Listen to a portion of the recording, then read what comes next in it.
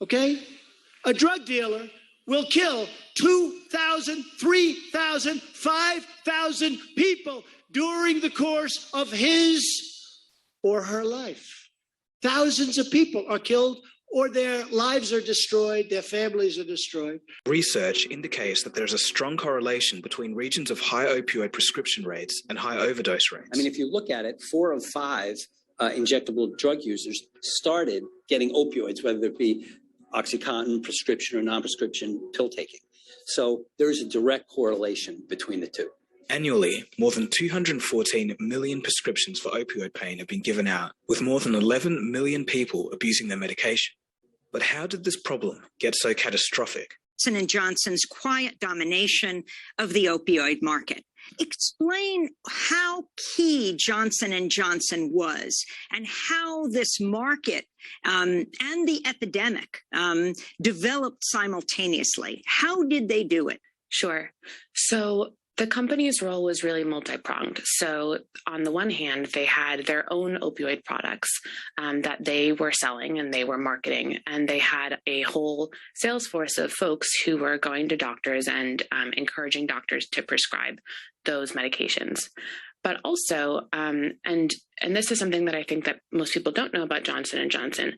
Johnson & Johnson had 2 subsidiaries that were responsible for manufacturing the majority of active ingredients in opioids that were marketed and sold in the United States, not just Johnson & Johnson opioids, but all sorts of opioids. So the way that they did this was back in the 90s, they had developed this high pheebane poppy. Pheebane is a type of opioid that's used in a lot of painkillers. And back in the 90s, they were able to connect with what is now Purdue Pharma to basically say, look, we have all these poppies, we have this active ingredient, we can help you to make this opioid painkiller, and we can supply as much of it as you want.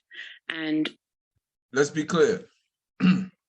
American publicly traded company Johnson & Johnson enriched opiate to make it more addictive, contacted America's biggest volume and psychotropic drug seller to supply them with opiate, as well as various other companies and other publicly traded U.S. companies also produced enriched opium for medication purposes. That more people are led to doing drugs from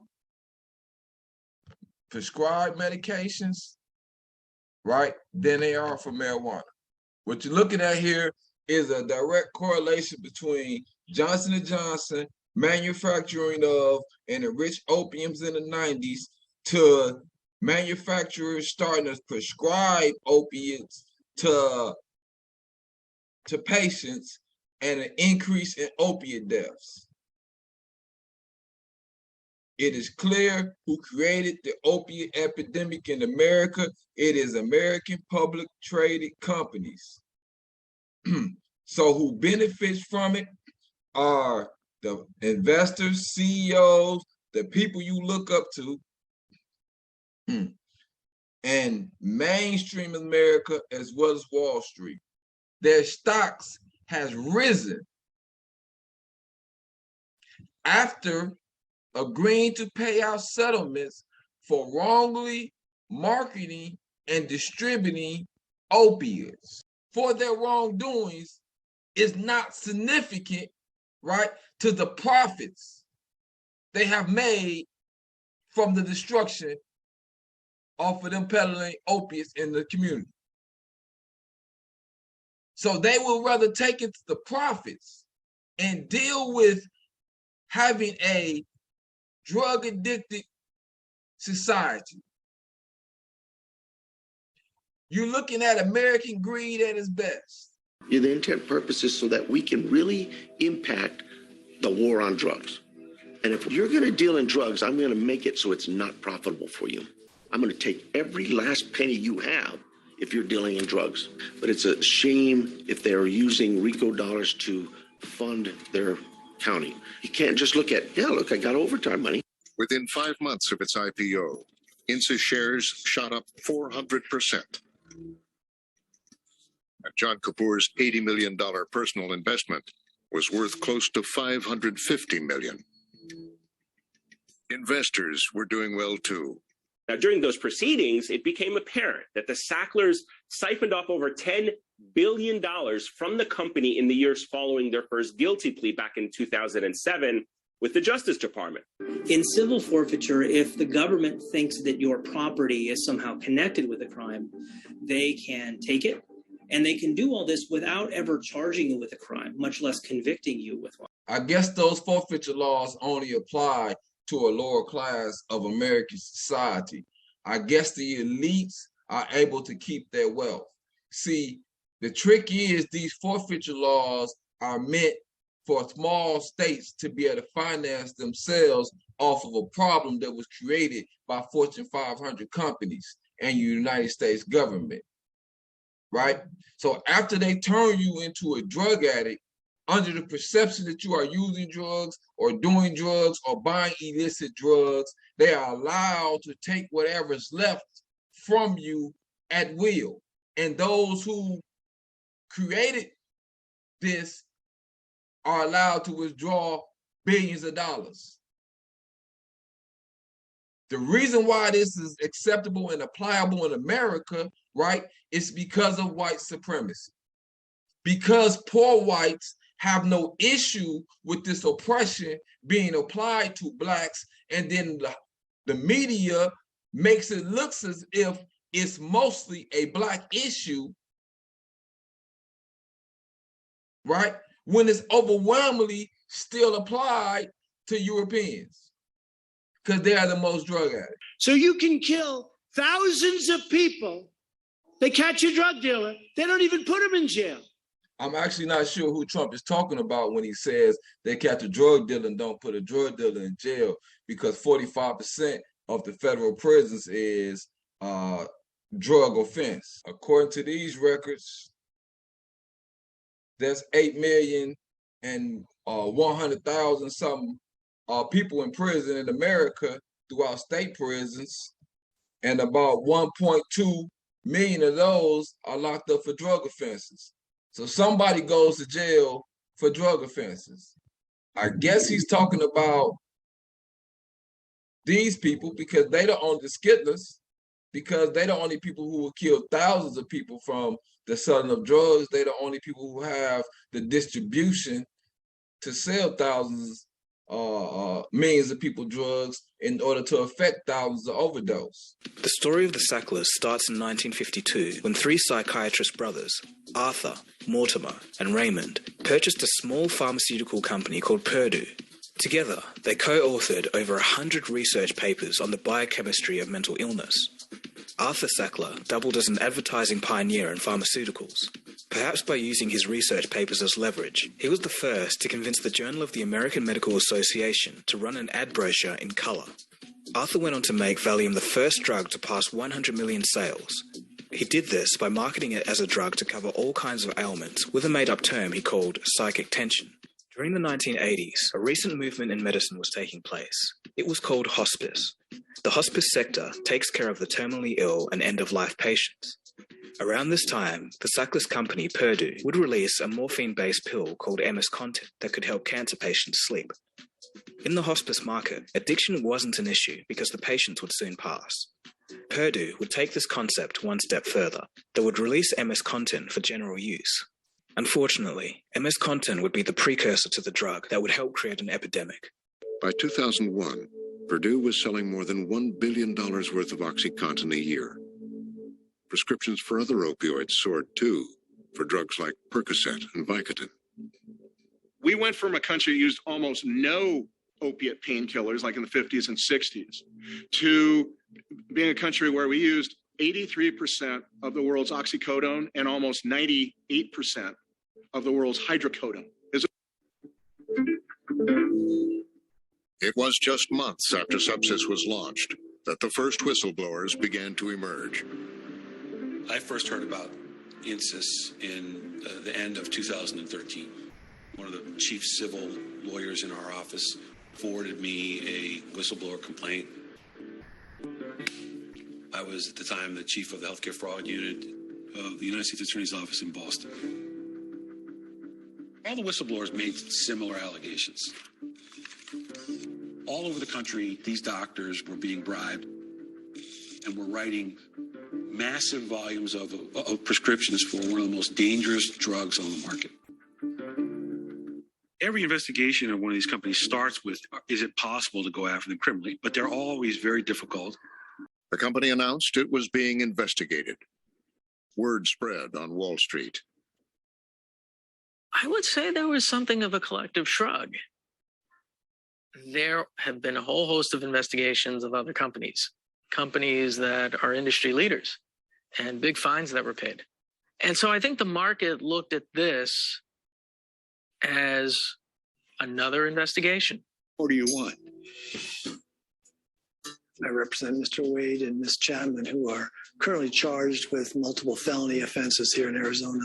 They were arrested by the state police here because they were found to be growing 14 medical marijuana plants here in their property, in their garden.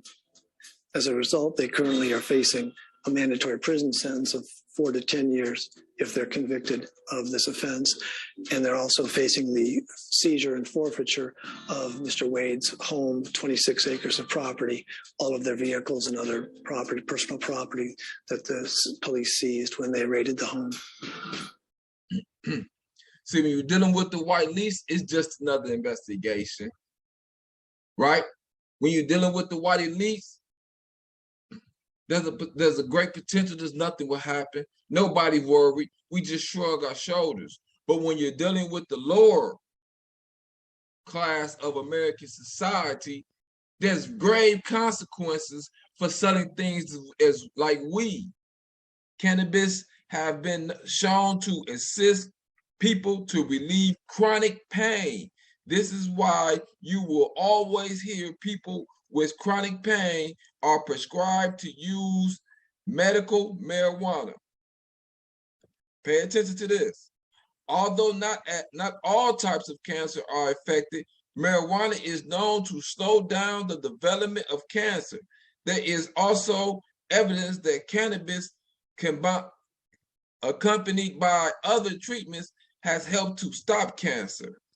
In 2015, the rate of absolute zero deaths from marijuana overdose remained steady from the year before, according to figures released in December by the Center for Disease Control.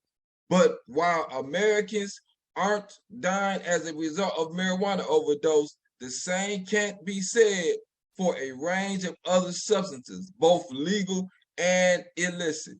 See this? This is the number of deaths from prescription drugs. 10,000 2001. You had close to 30,000 deaths from prescription drugs. Number of deaths from prescription opiate pain reliefs.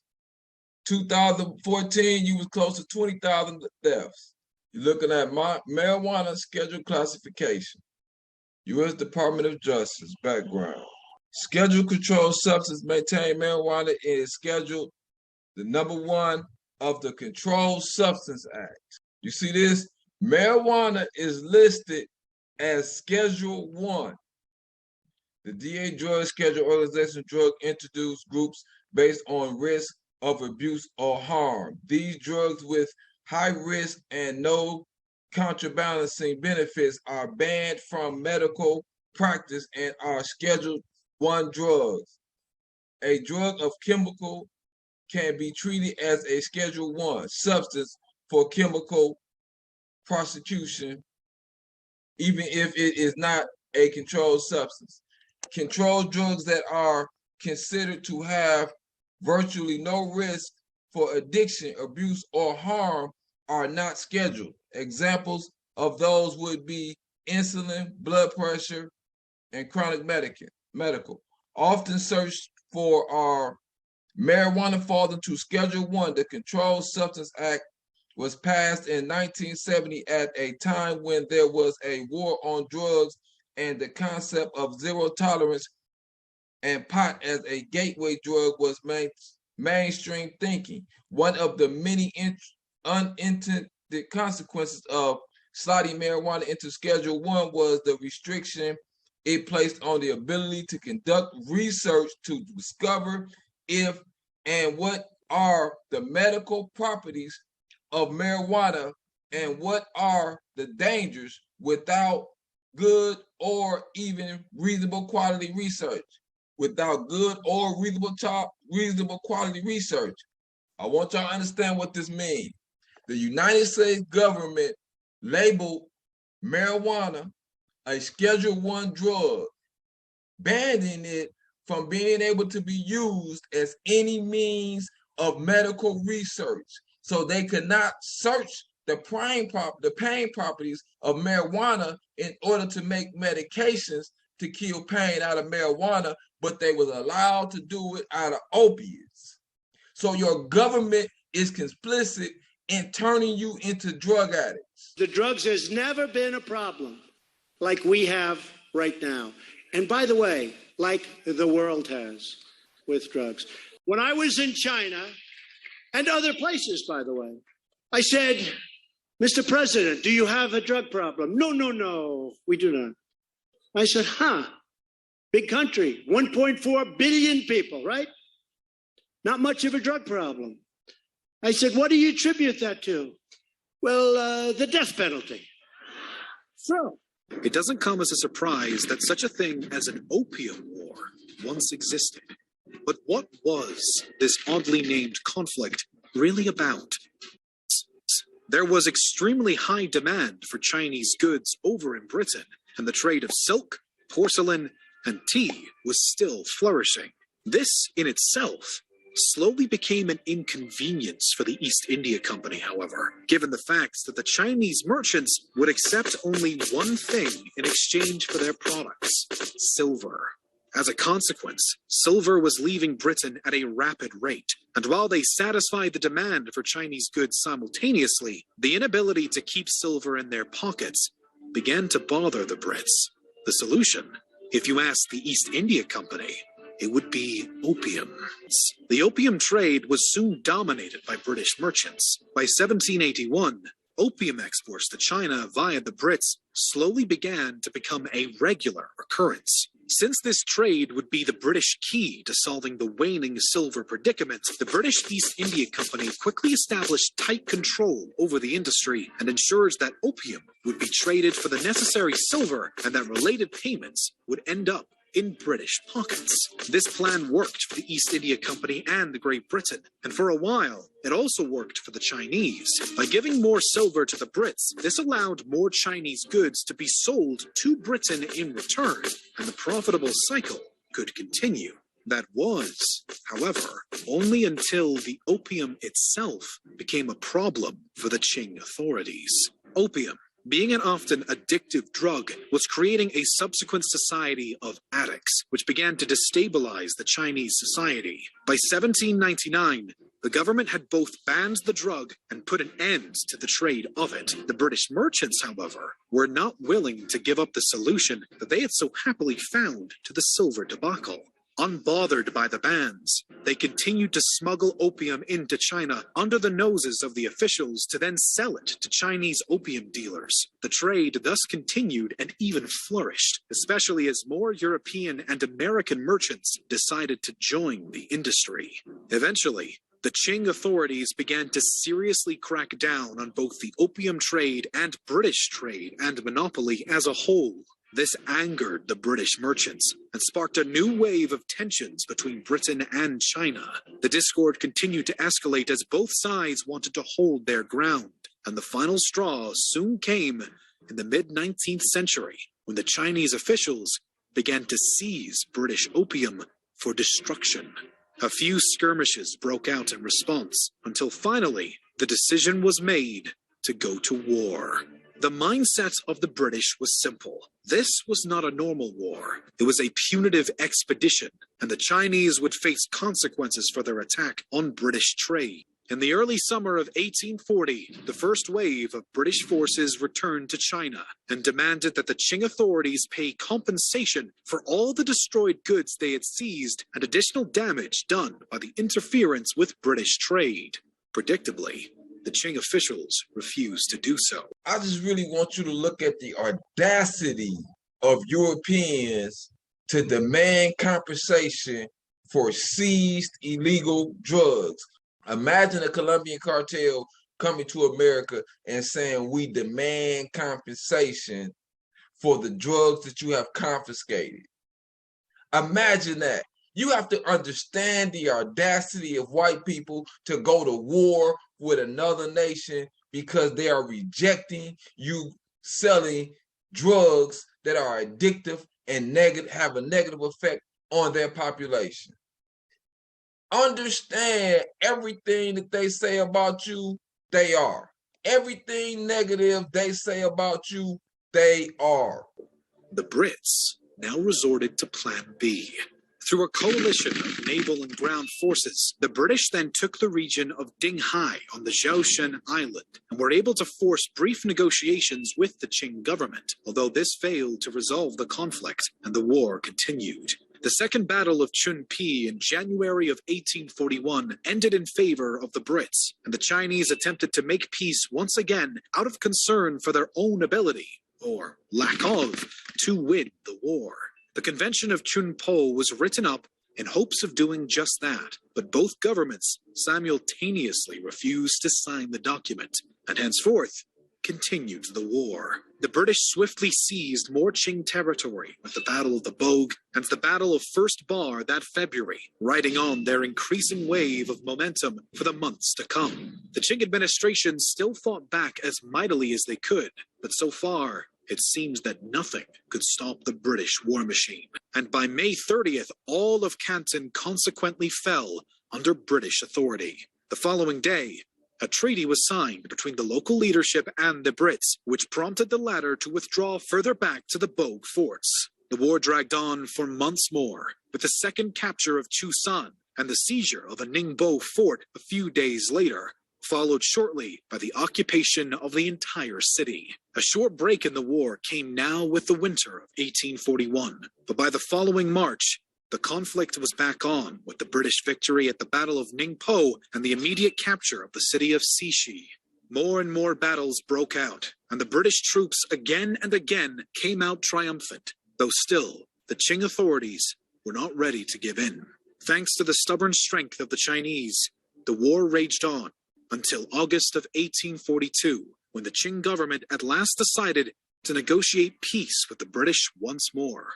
Weeks of diplomatic talks were required for the two sides to finally come to any kind of satisfactory agreement. But eventually, on August 29, 1842, the Treaty of Nanking was signed on the HMS Cornwallis and officially ended the First Opium War. The terms of the treaty greatly changed the former Canton system for foreign trade in China in favor of the British merchants, which helped resolve the initial tensions that had built up to the point of the war.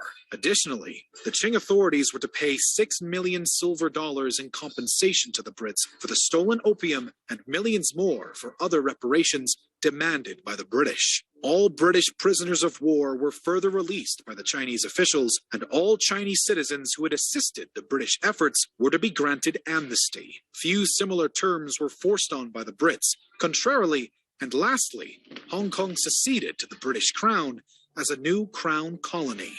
And another year later, comparable treaties would be signed between the Qing and the United States and the Qing and France. Although it would take less than 2 decades for the Second Opium War to break out nonetheless, the end of the First Opium War closed the door on a strange few years in history and put an end to the trade conflict between the British and Chinese, even if only temporarily.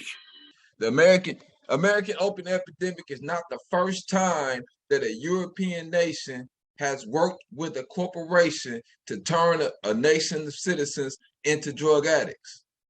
Britain went to war with China in order for its rights to sell opiates to the Chinese government. Chinese rejected that, not wanting a nation of drug addicts. these Europeans with their wicked ways felt it within their right to commit mass murder and slaughter and to have a drug war. Everything they call you, they are. Everything they try to use to belittle you or degrade you or say you are less than human, they are. They are the drug dealers. They are the drug manufacturers. They are the murderers. All you have to do is pick up a book, Google, and it's clear to see these people have a violent history. They have a history of disregard for human life or society as a collective. They prefer greed over everything. Even their own people are disposable.